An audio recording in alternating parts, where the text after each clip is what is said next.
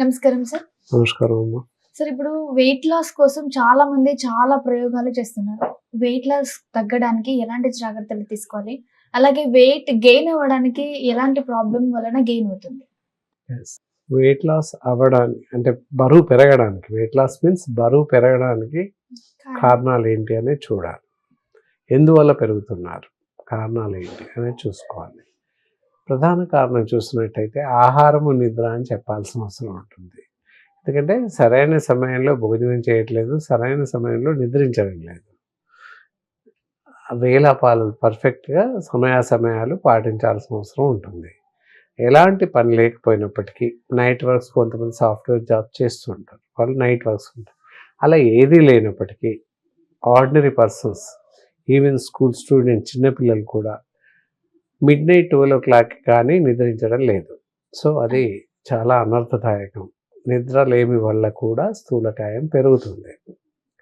అలాగే ఆహారం సరిగా తీసుకోకపోవడం వల్ల, లేట్ నైట్స్ నిద్రించడం వల్ల తీసుకున్నటువంటి ఆహారం త్వరగా జీర్ణం కాదు.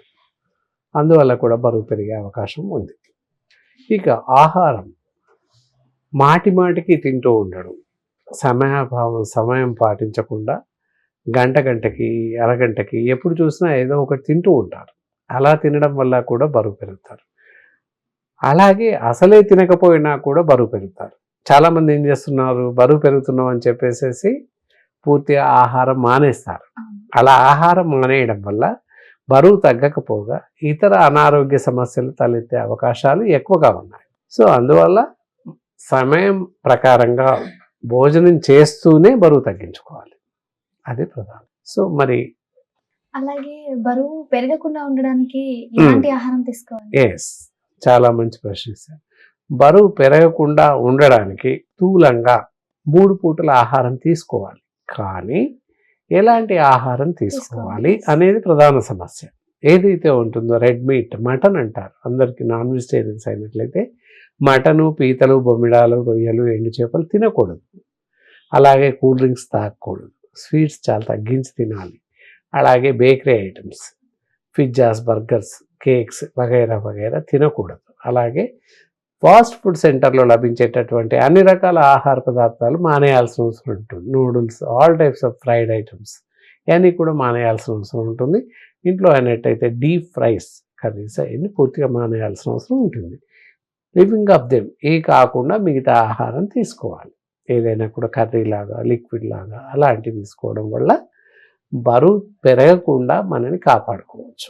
దీంతో పాటుగా శారీరకంగా ఎక్సర్సైజ్ చేయాల్సిన అవసరం ఉంటుంది.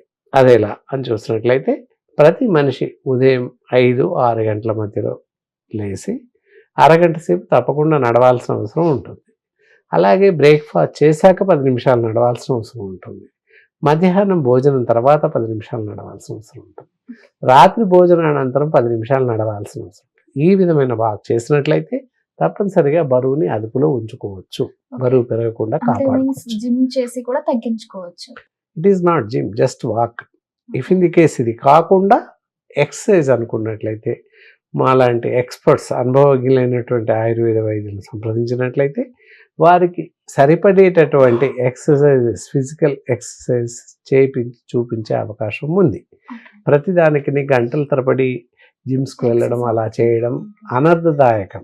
లాభం కన్నా నష్టమే ఎక్కువగా ఉంది అని చెప్పొచ్చు. అలా ఆ విధంగా మరి బరువుని పెరగకుండా కాపాడుకోవచ్చు.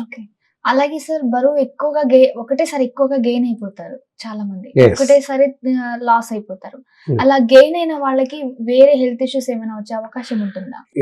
స్థూలకాయం, ఊబకాయం, బరువు పెరగడం అనే అంటాం వాడుక భాషలో. ఇలా బరువు పెరిగిన వాళ్ళకి పెరాలిసిస్, పక్షవాతం రావడానికి అవకాశం ఉంది. గుండె జబ్బులు రావడానికి అవకాశం ఉంది. దాంతోపాటుగా నెఫ్రైటిస్, మూత్రపిండాల వ్యాధులు రావడానికి అవకాశం ఉంది. హార్ట్ అటాక్స్ రావడానికి అవకాశం ఉంది. ఈ జబ్బులు రావడానికి అవకాశాలు ఎక్కువగా ఉన్నాయి కనుక మరి బరువు పెరిగినట్లయితే అదుపులో ఉంచుకోవడం ఎంతైనా అవసరం. అలాగే సార్, బరువు తగ్గించుకోవడానికి ఆయుర్వేదిక్ చికిత్స ఏమైనా ఉంటుందా? బరువును తగ్గించుకోవడానికి ఆయుర్వేదంలో అద్భుతమైనటువంటి వైద్య చికిత్సా పద్ధతులు ఉన్నాయి. దానికి కారణం సరైనటువంటి ఇందాక చెప్పినట్లు భోజన సమయాలు తప్పనిసరిగా పాటిస్తూ నిద్ర సమయాలు తప్పనిసరిగా పాటిస్తూ, ఆహార నియమాలు కరెక్ట్గా పాటిస్తూ, మందు వాడుతూ ఉన్నట్లయితే తప్పనిసరిగా బరువు తగ్గే అవకాశం ఉంది. ఇక్కడ చూస్తుంటారు వేటెక్స్ మెడిసిన్ అని ఉంటుంది. ఇది ఉదయము సాయంత్రం ఒక స్పూన్ చొప్పున హెక్స్టాక్ట్ అంటే కషాయం లాగా తయారు చేసేసుకొని ఉదయం ఖాళీ కడుపుతో తీసుకోవాల్సిన అవసరం ఉంటుంది. టంబ్లర్ ఆఫ్ వాటర్, ఒక గ్లాస్ నీళ్లు తీసుకొని ఒక చెంచా మందు వేసి బాగా మరిగిస్తే దాన్ని హెక్స్టాక్ట్ కషాయం అంటాం. అందులో కాస్త షుగర్ లేని వాళ్ళైతే కాస్త శర్కర కానీ బెల్లం కానీ వేసుకొని తాగొచ్చు ఉదయం ఖాళీ కడుపుతో. సేమ్ అలాగే రాత్రి కూడా ఖాళీ కడుపుతో ఈ మందు తీసుకున్నాక అరగంటకి డిన్నర్ ముగించాల్సిన అవసరం ఉంటుంది. ఈ విధంగా వరుసగా వాడుతున్న అవసరం ఉంటుంది. ఎవరైతే మధుమేహ వ్యాధిగ్రస్తులు ఇలా బరువుతో ఎన్ని బాధపడుతున్నట్లయితే రోజులు యూస్ చేయాలి? శర్కర లేకుండా తాగాల్సిన అవసరం ఉంటుంది. ఇక ఎన్ని రోజులు వాడాలి అనే దాన్ని బట్టి చూస్తే 3 to 4 months వాడుతూ ఉన్నట్లయితే క్రమంగా బరువు తగ్గుతుంది. వీళ్ళకి ఏంటంటే నెల వాడగానే బరువు తగ్గలేదు అని అనుకుంటారు. అలా కాదు, క్రమేణా గ్రాడ్యువల్గా తగ్గుతూ వెళ్ళాలి. ఎప్పుడు కూడా ఒకేసారి 5 కిలోలు 10 కిలోలు తగ్గకూడదు. ఇదన్ gradual reduce, monthly 1 or 2 kgs అలా ఆ విధంగా తగ్గుతూ వెళ్ళిపోతుంటారు. ఆ విధంగా తగ్గడమే ఆరోగ్యానికి చాలా మంచిది.